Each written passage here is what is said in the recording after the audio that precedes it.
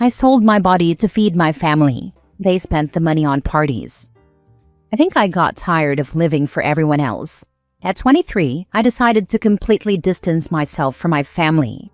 I didn't say anything. I didn't explain. I just disappeared. Since I was a teenager, I had to take on a role that was never mine. My father was absent, and we never got any kind of support from his side of the family. Not a phone call, not a visit, not a single bit of financial help. As the oldest sister, the responsibility of taking care of my mom and siblings fell on me. There was no choice. It was either that or watch them fall apart completely. And when you're young, you think you have to do it, that there's no other way. You don't even question it, you just do it.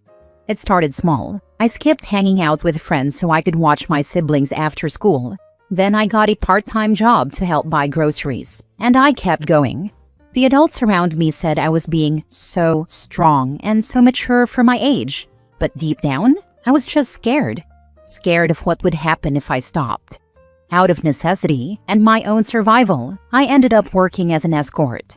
It wasn't for pleasure or out of curiosity. It was pure, raw desperation. I was 19. I remember sitting in our tiny apartment, looking at bills stacked on the table, listening to my siblings telling me they didn't have money for school supplies, my mom crying about rent, and realizing I didn't see any other way out. What I earned covered food, bills, school supplies, clothes, everything they needed. And I also had to survive. I had to eat, pay my own rent, keep the lights on. Whatever I had left after sending them money was barely enough for me to stay afloat, so I kept going even though I hated every single second of it. I hated my work. I hated how it made me feel, how it changed how I saw myself. There's this hollow feeling you get when you have to smile through something that is destroying you from the inside. But I convinced myself it was worth it, for them, for a better future for them. If I just worked harder, if I just endured a little more, things would get better. But eventually, the emotional weight started killing the love I had for them. It stopped being about love and became about guilt. A constant sense that if I didn't sacrifice myself, no one else would. That if I stopped, everything would crumble. That I was selfish for even wanting to stop. It's exhausting when your entire existence feels like a debt you can never repay. One day, I woke up and realized I couldn't keep doing this. I had no life of my own, no identity, just a constant cycle of work, guilt, sending money, and silence. So I packed up and moved to another part of the country. I didn't tell anyone. I didn't even leave a note. I just left. From there, I kept sending money. I told myself it was temporary, that I just needed space. But the more distance I put between us, the more detached I became. I stopped feeling connected. I didn't want to hear from them. I didn't want to be the person who was only valuable because of the money she sent. And then one day, I found out the truth. While I was breaking myself piece by piece, doing something that destroyed me, they were spending the money on alcohol, parties, and unnecessary things, like it was normal. Like my sacrifice meant nothing, like they had no idea or didn't care what it was costing me. That's when I broke. I cut them off completely. No more money, no more messages, no explanations. I disappeared. Not out of revenge, not because I wanted to hurt them, but because I finally understood that no one was going to protect me if I didn't. No one was going to tell me to stop or tell me I mattered outside of what I gave them. Now I'm alone, yes, in a new place, starting over from scratch. I'm still figuring things out, who I am, what I want, what I deserve. I don't know if I made the best decision. Some nights I second-guess myself, but it was the only decision that kept me emotionally alive. I had to disappear, just so I could begin to exist. Now for the top comments. They were not worth your sacrifice. I'm sorry, my dear, but they used you. They only thought about their own needs and wants. You made the right decision by leaving and cutting them off. I hope you can heal now, grow and find people who do care about you. I'm sure you'll make it through. You come across as a smart and strong young lady. Much love from an internet stranger. Thank you so much for your kind words. Leaving them behind was one of the hardest decisions I've ever made because they were my only family. And for a long time, I thought I should endure anything for them. But I realized I was simply disappearing as a person. I was exhausted, emotionally numb, and completely alone, even when surrounded by people I loved. Now I really am alone in the world. But oddly enough, I'm finally starting to feel peace. I'm recovering, little by little, building a life just for myself. And honestly, it feels so new and strange, but it will be a path I build for myself, and it will be better. Thank you again for taking the time to write this. It means so much more than you know. Oh, honey, brave doesn't even begin to describe what you are. You are so much stronger than you even realize, too. I'm so proud of you for getting out and moving on. I hope you're proud of yourself for putting you first, for once. This is the start of your life. Brand new slate. You got this. Please be sure to choose yourself. Every single time, in every instance. You are precious and worth choosing. Remember the airline rule. Take care of yourself and make sure you are good first before you assist anyone else. Hugs to you, my dear. Now I know it's never worth sacrificing for others, not even family. They'll never truly see how much it costs you. I'm 23, and I'm only just realizing I was never supposed to play the role of a parent to my own family. But life doesn't ask. It just hands you that burden. Thank you for reminding me to choose myself. Next story. My ex-husband returned my dogs to the shelter and one was euthanized. I fought so much for those dogs, and in the end, he won our dogs in the divorce. He had the dogs before our marriage. My ex-husband and I were only married for 2 years. I was completely shocked when I saw on FB that one of my dogs was euthanized at a shelter. Gracie was my favorite dog. She was only 6 years old, and the shelter killed her. She was the sweetest dog I ever met. She loved everyone and everything. My other dog, Shank, was on an adoption page I saw on a local FB group I follow. I immediately called the shelter and said I wanted to adopt him and that he was my old dog, explaining my situation.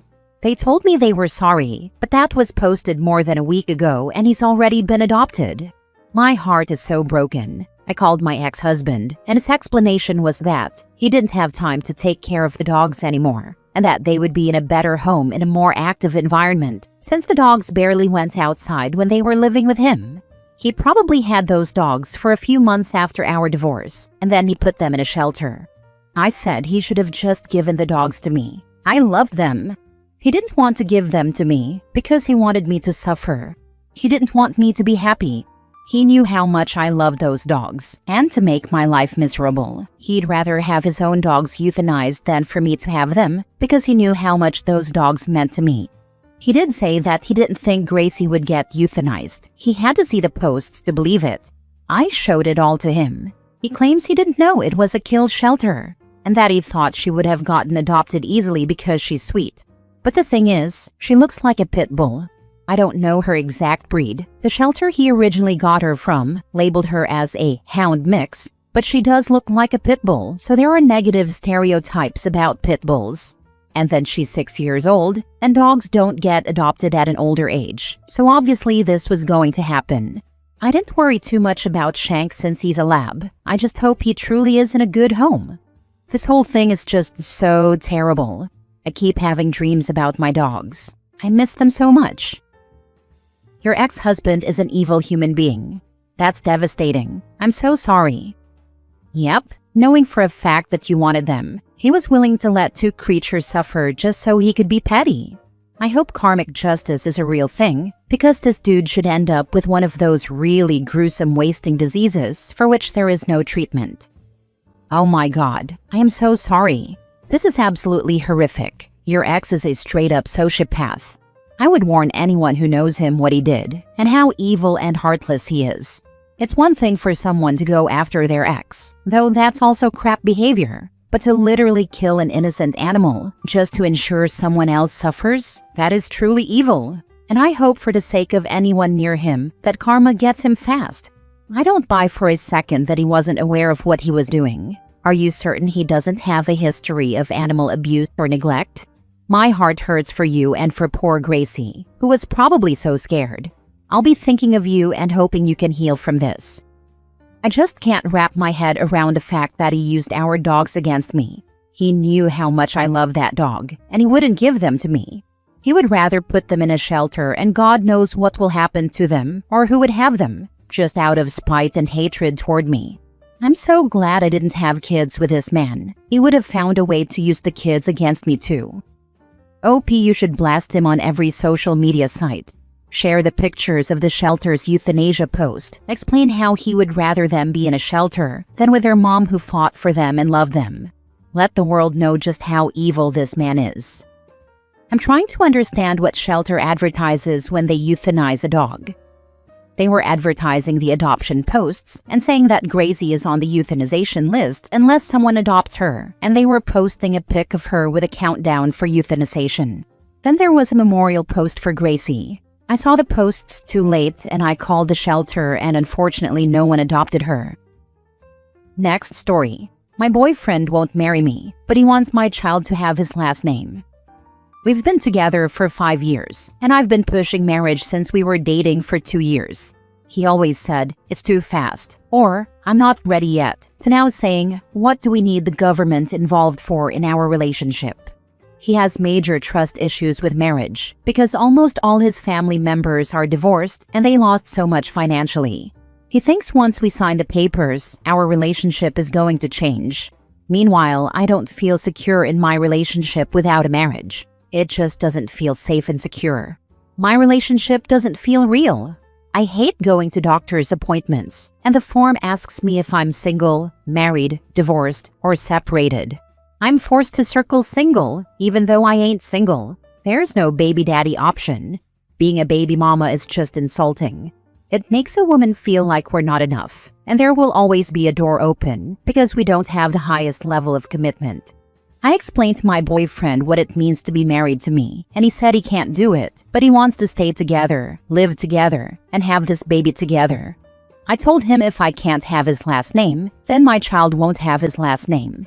He told me not to be goofy now, and that's just silly, because all babies have their father's last name. Even when the kids barely even know their fathers, they still got their daddy's last name. Which is true. I've never met someone with their mama's last name, but I'm serious. I'll give my baby my last name as long as the hospital staff lets me.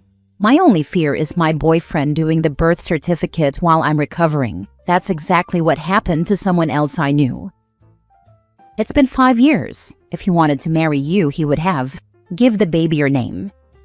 I have a friend who gave her child her last name. It's not like you aren't allowed to. He doesn't have any right to fill out the birth certificate if you aren't married, OP. Make sure you let the nurses know so he doesn't try to sneak it while you are recovering from labor and/or surgery. Or better yet, don't let him in the room for the birth. If he refuses to be a husband, then he obviously doesn't consider you family, and I would only let my family in the room with me. You and this child deserve so much better than this. Don't you dare give that child a different last name than yours. I am definitely not giving my baby his last name. Family is trying to tell me to stop being petty and that you're supposed to give the child the father's last name. I'm just like, sis, under what law? Last story. My husband left me for my cousin, and it's one of the best things that ever happened to me. I was raised in a semi-traditional family, which means it's less, you'll dishonor or embarrass us by not getting married, and more, you'll break your mother's heart if you're not married. So when I was introduced to my now ex-husband, who's a kind, smart, financially stable man, we got married right away. He was a wonderful husband, and I care about him very much.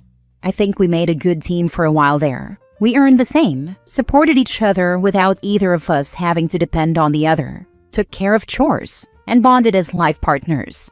It changed when my husband met my cousin, let's call her Tina. For context, her mother, my mom's older sister, and mine had a bad history, which I'd rather not share because it's family business, but they stopped talking when I was 20. However, my mother encouraged me and my siblings to get along with our cousins, as she didn't want the bad blood to get between us. My relationship with Tina is civil at best though, as she became more like her family as she got older. We talked from time to time, and there was even a period where we talked on a daily basis. And I guess that was the time my husband and Tina interacted. I noticed the change in my husband, of course. He spent more time on his phone and seemed more distracted when we were together. I accepted it as us getting used to each other until he came and talked to me, guilt-ridden and depressed, saying that he had fallen for Tina and thought it would be wrong to keep lying to me. Looking back, I think that was brave of him. I appreciate him the most for it. I wouldn't lie and say I felt nothing, though. I was hurt. Maybe it's because I did come to love him during our time together more than I expected. Maybe it's because there's hidden resentment for Tina's family inside me that had subconsciously told me I lost. But another thing I feel is relief? Freedom almost. We had a peaceful divorce, and I wished him the best. Tina and I did not talk after, but my family and I had some long, tearful conversations. My mother asked me how I could just let him go like that. My father wanted to beat my husband up, but in the end, we kept it in my family only. My sister was my rock during that time. She knew I never wanted the marriage, not willingly, and that this was essentially a way out for me. I feel freer than ever before after the divorce. I don't feel pressure to get or stay married, or even date anymore, as my parents gave me space and time to heal. I'm out living as myself again. Truly, wholly myself. Last I heard of my husband and Tina, they're still dating and seem pretty happy.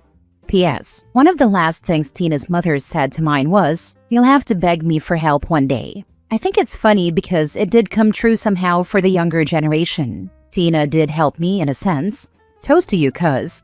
Edit. Just wanted to add that he never cheated on me physically. Like they didn't sleep with each other behind my back before the divorce. As I mentioned, he talked to me about it very clearly and maturely. Someone in the comments said that we got married for the wrong reasons. And you were right. I am grateful for everything we've been through together and happy for him. I respect your opinion on what counts as cheating. If he can do it to you, he can and will do it to her too. Your cousin took the trash out literally. Haha, I don't really think so. We were simply not romantically compatible at the start, and I'm happy he found someone who's right for him. He allowed himself to create such a bond that he fell for someone else despite his vows. You can be forgiving, but he's still trash. Definitely different from most Reddit posts. I'm glad you found an escape way back when, with what seems like was a marriage between two dear friends. It's interesting that even though you came to love him, that you feel relief in the end. Was it a romantic love or a different kind of love? Overall, I'm glad you get to live life as you want without pressure now. Find whatever works for you. It sounds like you're set up for a happy road ahead, no matter which way you pick. Good luck with whatever you do next. I was not sure what kind of love, but I definitely love my freedom more. Haha. Either way, it's still difficult when a spouse wants to break things off when we have settled in a comfortable place for a long time. Thank you kindly for your good luck. Congratulations on your freedom, and hope your parents stay off your back longer. Yes, I secretly revel in the fact that they see me as so vulnerable from the divorce now, that they just stop bringing up romance as a whole. Home visits have never been more relaxing.